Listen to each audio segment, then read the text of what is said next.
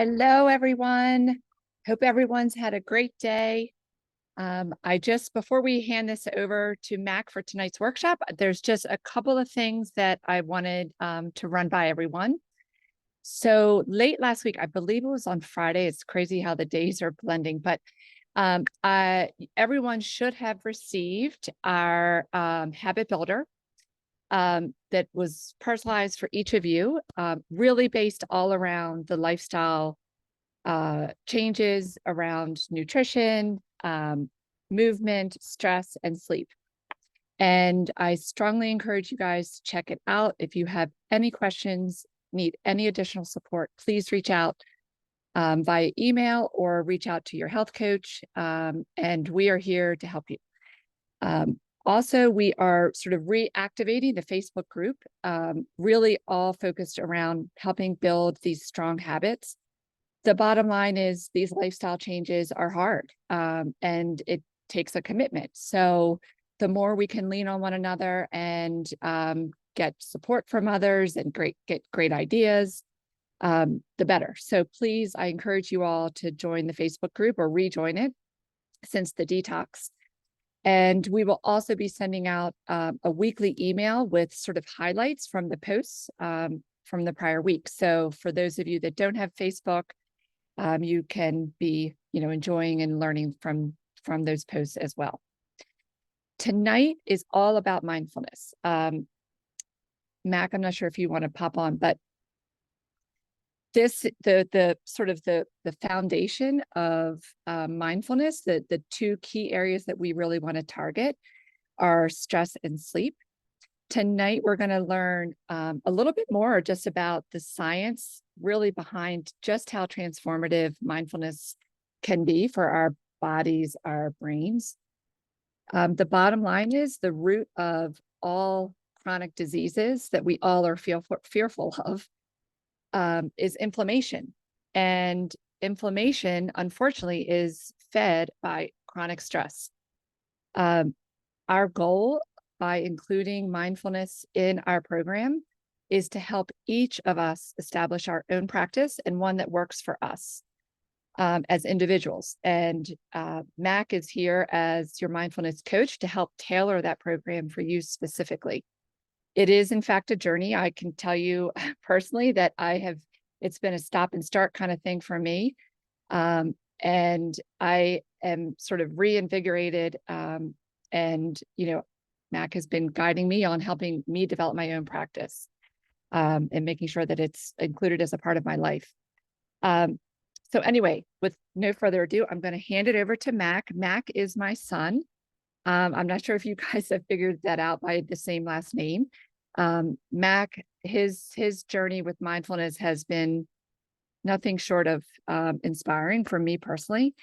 All three of my children began seeing Dr. Saviri as a patient 10 years ago when I first met Mark and Lynn.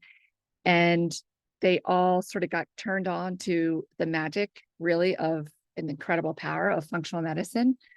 And Mac and our older son, Will, not so much. We haven't gotten him over to the dark side, have really embraced mindfulness. And this is truly the heart and soul and passion of Mac. So I'm thrilled to have you, Mac, on our team.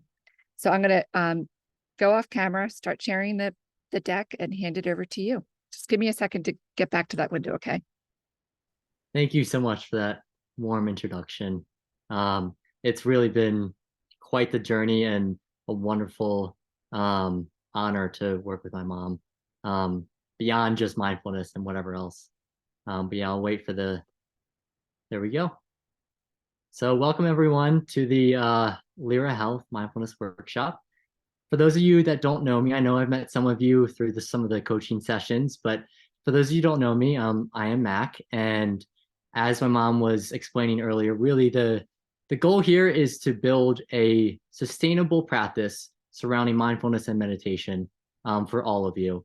And the goal with that is to help you learn how to calm your autonomic nervous system. And that's really going to help with better sleep and with mitigating stress. So let's dive right in.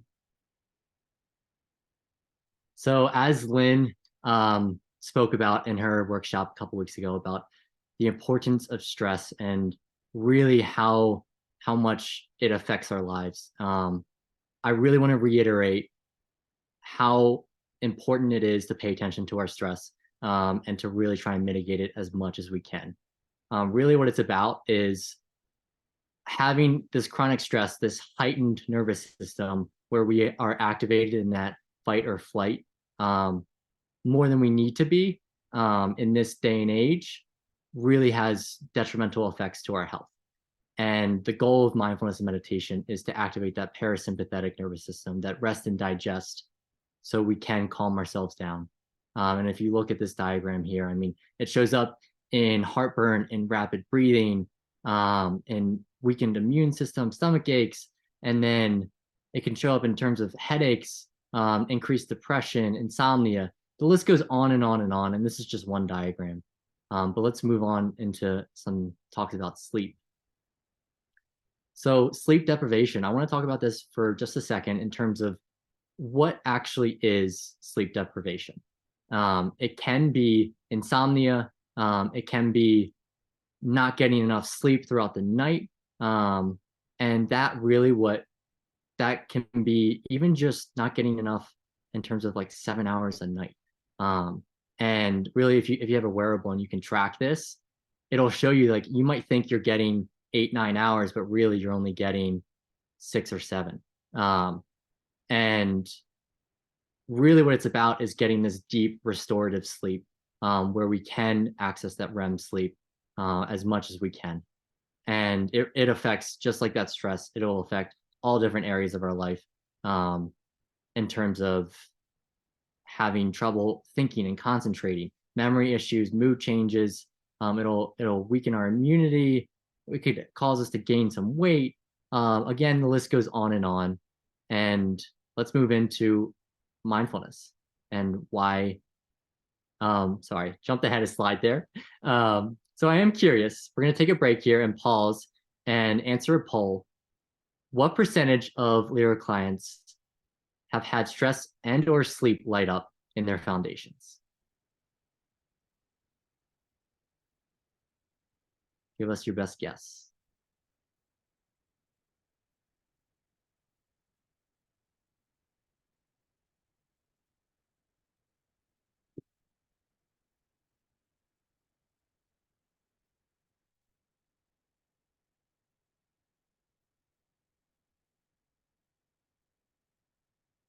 I could not see the results there. Does Alex, will you tell me what happened? Oh, okay, there we go.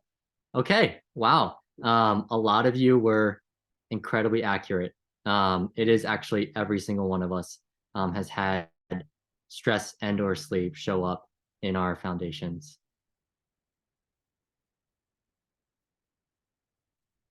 So where does mindfulness come in terms of helping our sleep and helping us mitigate stress? Really, it's about calming that autonomic nervous system, like I was talking about before, where we can begin to activate our parasympathetic nervous system more often. And studies have shown over and over and over that mindfulness helps us manage stress.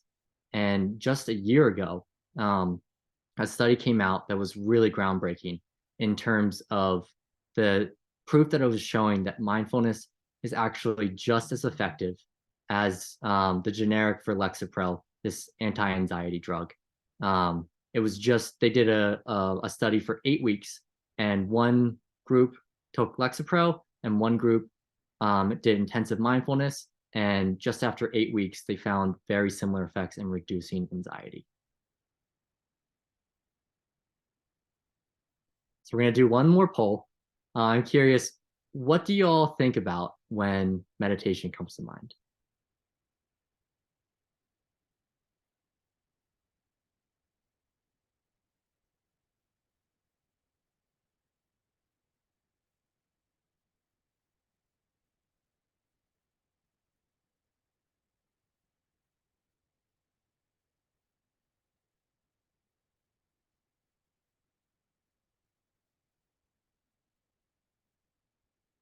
Okay. Some of you are pretty positive. Something that everyone could benefit from was 63% of the answers. I love that. The idea here is that there are so many misconceptions about mindfulness and meditation that are out there. And if you go to the next slide, really what a lot of the content that's out there in terms of meditation apps and any generalized content for the public, some of it will project this notion that we're supposed to clear our minds and not think anything at all. And I'm here to tell you that that is impossible. There is no way that we're not going to think thoughts. Really, the goal is to not, rather than not think any thoughts at all, catch ourselves lost in thought and return to that object of concentration or whatever else. And I'll go over that later in this presentation. But really, there is no right way to meditate. What we can try and find together is maybe a best way for you to meditate. You can listen to music, you can fidget, you don't necessarily have to sit still. You can do open-eyed meditation, you can do closed-eyed if that feels better. Really, what our goal here at LERA is to create a practice that you can do on your own at any time in any space. So really, what we're trying to do is meet you wherever you are in your experience with meditation and mindfulness. And whatever your background is, we're going to start you right where you are and start to build from there. And the goal is to build a sustainable practice that really fits all of your needs. And through one-on-one sessions with me, we're going to highly fine-tune what seems to work for people. And really the goal here is to, when LERA goes live in 2024, to be able to figure out exactly what works best for most people, and then extend that so we can access all different types of people and have an affordable, accessible meditation, mindfulness content for large groups of people. And really, these one-on-one sessions are not going away because I think they're really helpful in terms of offering guidance towards a sustainable practice that can really affect the rest of your life and build that toolbox so you can have these techniques to pull from whenever you need to. So I did a lot of talking. Now let's talk about what is mindfulness itself. We went over some background in terms of like how it's helpful, but what is it in itself? In its simplest terms, mindfulness is paying attention in a very intentional way to the present moment and without any judgment at all. It allows us to alleviate that stress from the present and calm our autonomic nervous system. And it can look like paying attention to all 5 of our senses, anything that's going on in our experience that will allow us to just tune in to this present moment. And what is meditation? So meditation wears many different hats. Really, it can be the practice of mindfulness for a sustained period of time. So it can be you sit and you pay attention to all aspects of your experience for 5-10 minutes, however long you decide. And that will allow us to begin this practice of separating ourselves from our thoughts, our feelings, anything in our experience. And really what that is about is the phrase, I notice I am feeling anxious versus I am anxious. So it's the non-identifying with the emotion, the thought itself. So instead of identifying and saying I am anxious, it's rather I am feeling anxious. This is something that I am experiencing. And another type of meditation is really focusing on one object. And that can look like following the breath. And we're going to do that later on in this workshop. It can also look like focusing on a visualization in terms of like, maybe you're picturing the beach or your happy place or whatever it is. Or it could be following a mantra and just repeating it in your mind over and over and over. The goal is to catch ourselves when we get lost in thought, because in reality, we're going to get lost in thought over and over and over. And really what we're trying to strive for is to finely tune that focus muscle in our brain where we can catch ourselves lost in thought and then return to this mantra, to the breath, whatever it is, over and over. And then it can also look like a cultivation of emotions like appreciation or love and compassion towards ourselves, towards others.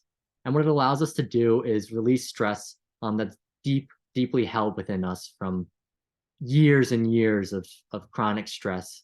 And then it'll allow us to heal from that and begin that process of healing.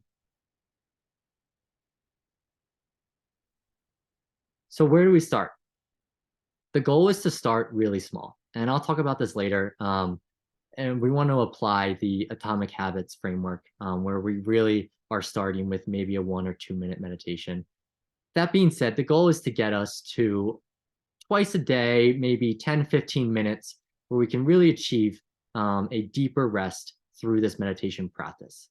And I will say, most people will not expect immediate effects. That being said, we had a client share this stress monitor from one of their first meditations. And if you can look at that pink circle at the top, that's where their stress was. And then the orange circle is when they started meditating.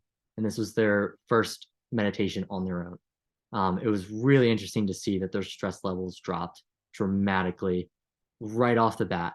And I will say this can happen. It's absolutely awesome that this happened. And we can experience bliss and internal peace that we don't necessarily experience in our daily lives.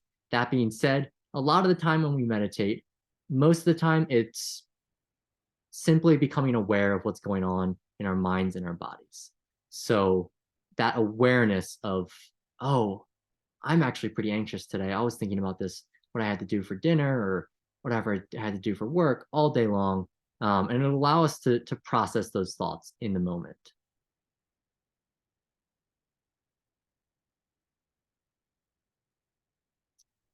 So meditation, how can it actually, and what can it do for our stress levels? It actually reduces our risk of serious illnesses and diseases by 30%.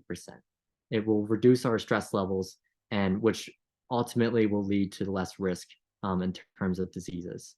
And it's actually really interesting. Some of these studies are proving that dramatic improvements can happen in a very short amount of time.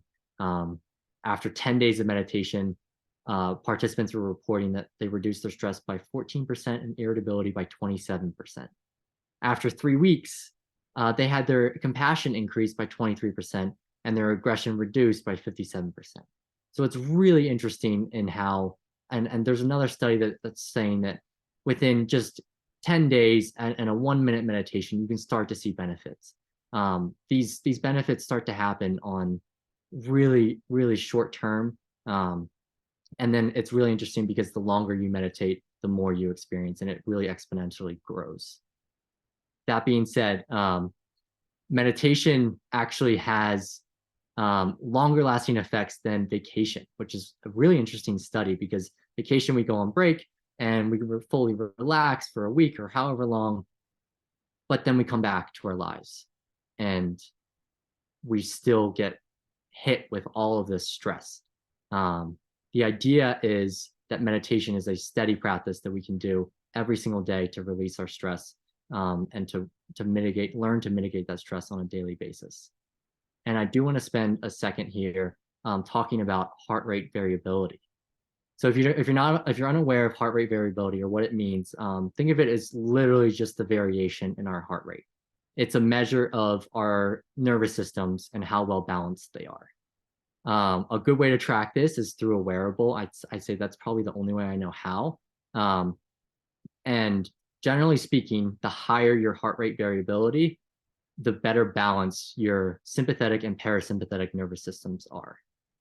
And that being said, the reverse is also true.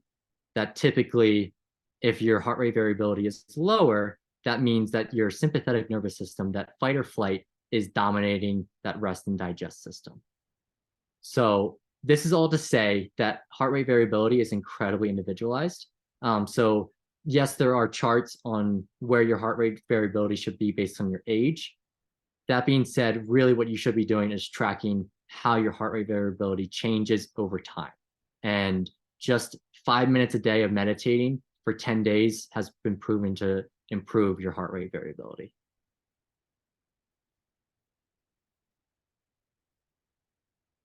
So I want to reiterate the incredible importance here of sleep and how it affects our health, and really getting that deep restorative sleep.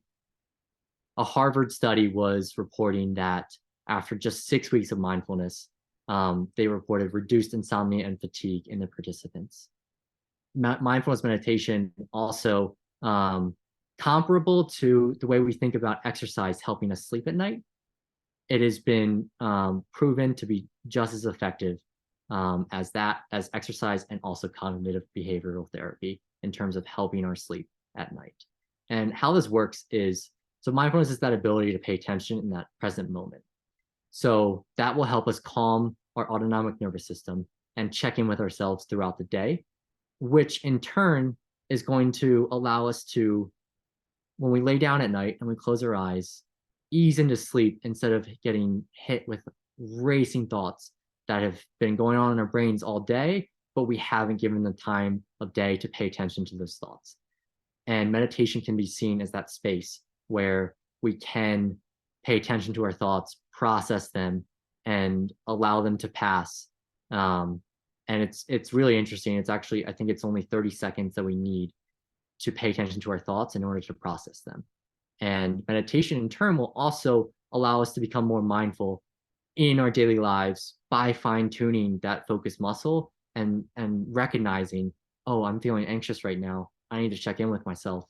Okay, let me calm my autonomic nervous system through this breathing technique that I've learned. And then maybe at night, I won't feel as anxious when my head hits the pillow. Hey, Mac, there's a question from Phil in here. He wants to Okay. know, do you have any idea from when on that study where they showed improvements in compassion and aggression after using meditation, how they measured that? I do not. I can look into that. I have the link to it, so I'd be absolutely happy to share. But I'll get back to you on that. I don't know off the top of my head. My hunch is that they asked people to rate themselves on these, Mhm. and they re-rated later. That would be my guess, but absolutely follow up with Phil on that. That'd be great. Great, I will. Awesome. So this is really interesting. Meditation actually improves our productivity. And that might seem counterintuitive because we take 5, 10, 15 minutes a day away from our productivity. But what it does is it actually makes us more efficient. So in a Detroit study, it improved the productivity in the workplace by 120%. And because we're checking in with ourselves and reducing our stress on a daily basis, it actually proved lower levels of burnout because we're not being chronically fatigued. And I'm not sure how many of you have heard of this idea of flow state, but it's really the idea of, in common terms, it's being in the zone. So that is being fully immersed. You can think of it as like time passing by super quickly, and you're acting without any hesitations or inhibitions, and fully just being in the zone. And meditation will actually allow us to access this flow state more frequently. I found that it's pretty infrequent in my life prior to meditation, and then the more that I meditated, the more that I was able to actually access this flow state and be in the zone and really focus. And the way that it does that is actually it strengthens our corpus callosum, which is the brain matter that connects our left and right brains. And that left brain is that problem solving, that analytical thinking, that dictates a lot of our actions throughout the day. And then that right brain is that creative, intuitive side. And meditation allows us to have the two connect more frequently, and it allows us to access that right brain a lot more easily. So we can become more creative, and it'll help us with our problem solving by allowing our intuition to speak up and listen to that intuition. So if that wasn't enough, I have a few more that are sort of sporadic, but really Lynn said it, and I absolutely wholeheartedly agree. Meditation affects all areas of our life. And that's something that it might be hard to believe, but it is absolutely true. And so it'll allow us to really, the main thing that I think is super crucial is it allows us to improve our relationships with others and with ourselves as well. So by being more present with ourselves, we can learn to accept and love ourselves. By being more present with others, think of a scenario where you are listening to your friend or your partner talk, and instead of thinking what you want to say next, rather you're simply paying attention and fully listening to what this person is saying. And I promise you that other person can feel that. It actually increases the mirror neuron functioning in our brains, so we feel more empathy for the person that's right across from us. It'll allow us to improve our tolerance to pain in terms of an emotional reaction to it. It increases our immune system functioning. And also, this is a really cool thing, is that it actually reduces aging, which was really dumbfounding for me to figure out when I read this study. But the way it works is that the telomeres, which are, you can think of them as little like shoe caps that are on the end of our DNA strands, that protect our DNA strands, they shorten as we age. And meditation actually lengthens those telomeres. And it was really interesting because this is back to that exponential growth. Meditation, the more that we meditate, the longer that our telomeres will grow. So it's like exponential. Now, let's go ahead, bear with me, and let's go ahead and try a meditation. If you've never meditated before, that's totally okay. I'm going to guide you through it. We're going to do just a basic breathing meditation where we're going to follow our breath and really know that you're going to get lost in thought, and that's absolutely okay. That happens every single time I meditate, and I'm sure I'll get lost in thought while I'm guiding this meditation. That being said, the goal is to catch ourselves getting lost in thought and gently return to following the breath. And you might wonder, what does following the breath mean? And I'll give you some examples while we're doing the meditation of how you can follow your breath. In terms of posture, go ahead, and I hope that you all are in a comfortable seat. Go ahead and find a straight back position with comfort and alertness at the forefront of what you'd like. Firmly plant your feet on the ground. You can also sit cross-legged if that's comfortable. Really, the goal is to find a seat of comfort and awareness at the same time. You don't want your head supported because you might fall asleep. I doubt that in just the next 5 minutes or so you'll fall asleep, but generally speaking, while we're meditating, we don't want our head supported because then we might fall asleep. And then if at any point you feel like you want to fidget or move, I'd say take a pause and sit with that urge to move. And then go ahead and if you want to, you can absolutely readjust your legs or your hands, whatever. Just take a pause first and then go ahead and move forward with it. So if you're in a comfortable seat, go ahead and find a good resting place for your hands. And then whenever you're ready, close your eyes. Let's start by taking some really deep, full inhales and exhales.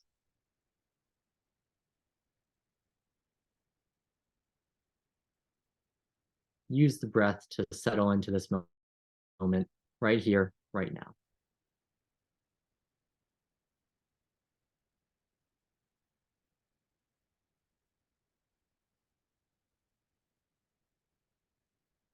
On your next inhale, at the top of it, take a pause and then breathe in again. And then as slowly as you can, exhale. This will work to expel all the dead air at the bottom of our lungs.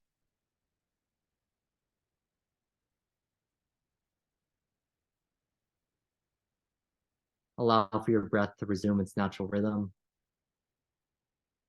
And let's take another moment to settle in. Soften your shoulders, loosen your jaw, and relax your face muscles.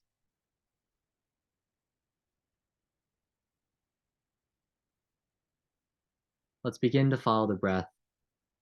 And you can do this by feeling the rising and falling of your abdomen. You could feel the air coming in and out of your nose. Or you could mentally say to yourself, breathing in on the inhale and breathing out on the exhale. Find whatever suits you best and stick with that.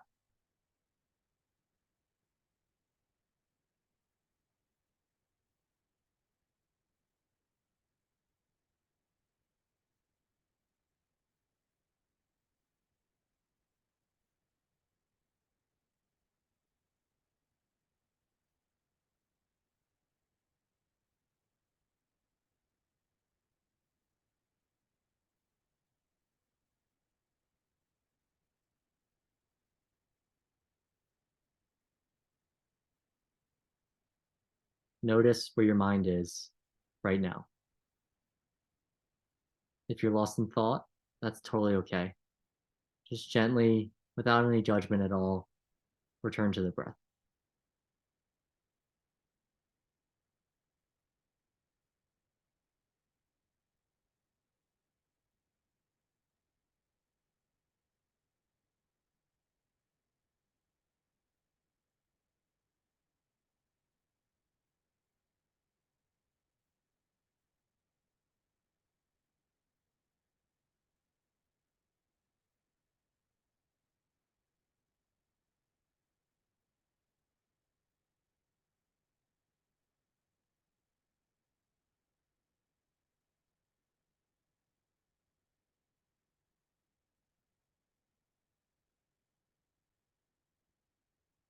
In the final portion of the meditation, you could allow for a slight smile to come to the edges of your lips. And then let's just begin again, as if this next breath was the first breath of the meditation.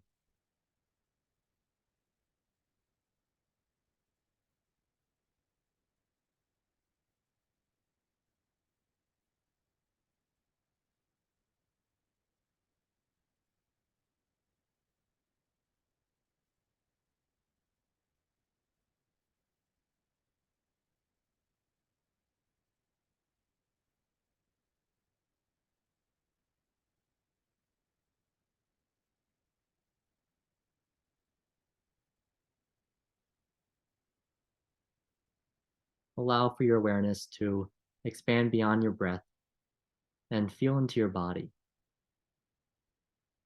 Feel the surface beneath you.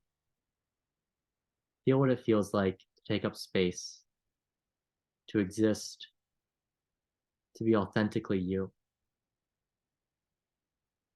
And sit with that for a moment.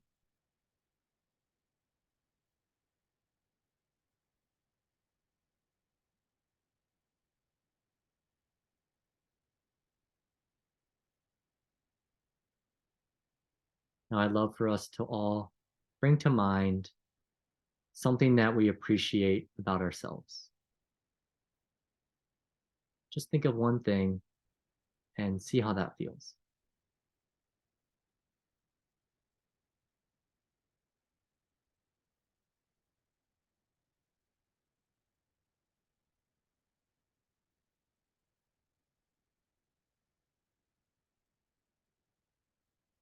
Now allow for some movement to come back into your body. You can wiggle your fingers and toes, stretch out your neck and shoulders.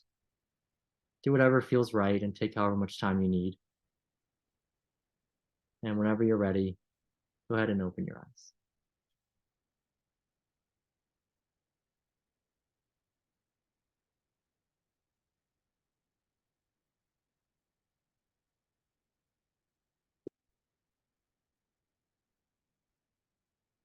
I hope that was relaxing and rejuvenating for you all.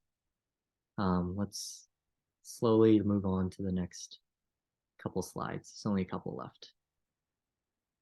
So in terms of building this practice into our lives, let's talk about this Atomic Habits framework by James Clear. Really what it's about is making tiny 1% changes over time that will accumulate into real life changes. And you start really small. Let's use meditation as an example. You're going to build this habit by doing it for 2 minutes a day. The idea here is that there's zero mental barrier for 2 minutes. We can all sit down and just close our eyes for 2 minutes. And the idea is that if you want to meditate for longer, you absolutely can. Just keep that expectation at 2 minutes for that next day. So again, that mental barrier stays at very minimal. And then if you have a time in your morning where maybe you wake up and you brush your teeth, the idea is to stack it on top of another habit. So maybe you brush your teeth and then, okay, I'm going to meditate right after I brush my teeth every morning. And then in terms of environment, the idea here is to set out your yoga mat, set out your chair, keep it clear of clutter, whatever it is, and really enforce that this environment is here for you every single day, where you can sit and you can meditate. And then also beyond that, and on a larger scale, you could surround yourself with other meditators. Join the LERA Facebook group and encourage that community where we can talk about meditation and mindfulness. And then lastly, let's talk about identity. Really, it's like our brains work really interestingly in terms of if we identify as a meditator, we will believe that we are actually that. And it works in the reverse as well. It's like if I tell myself that I am not someone that smokes, I no longer smoke cigarettes, then I won't smoke cigarettes. And the same works for meditation. I am someone that meditates every single day.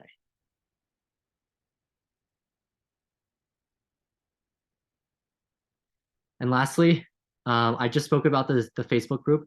Please join. We're really trying to build this community surrounding this Atomic Habits framework and being able to share what's working and what's not working so we can all grow together.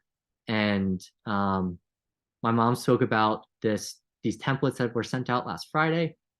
Please go ahead and share as often as you'd like with building and tracking your own habits. And then in terms of the mindfulness coaching sessions, please sign up if you haven't already. And then for those of you that have already met with me, I am going to be sending out guided meditations that you can use at your own discretion, because I think that would be really helpful for you all. I've gotten a couple people asking for them. And then lastly, if you have any questions at all, please feel free to reach out. I'm available. You can look at my email there or over healthy messaging, and Phil, I will get back to you about that study. Thank you all for listening. Thank you, Mac. Are there any other, oops, I think there's oh, no, that was just Phil saying, oh, wait, no, he asked another question. Phil wants to know, have you all noticed any relationship connection between mindfulness and spirituality? Yes, absolutely. I think it really allows us to become more in touch with our spirituality in terms of whether you're a religious person or purely spiritual person. It really allows us to get in touch with ourselves and that intuition and really discover who we are as people and that sense of self and our role in the world around us. So it can absolutely influence any sort of spirituality and your personal practice with that. Cheryl responded, yes, explanation point, and I'm not religious.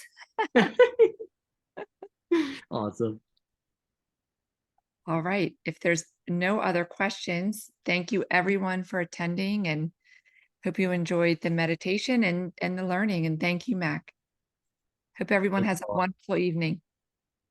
Have a great night.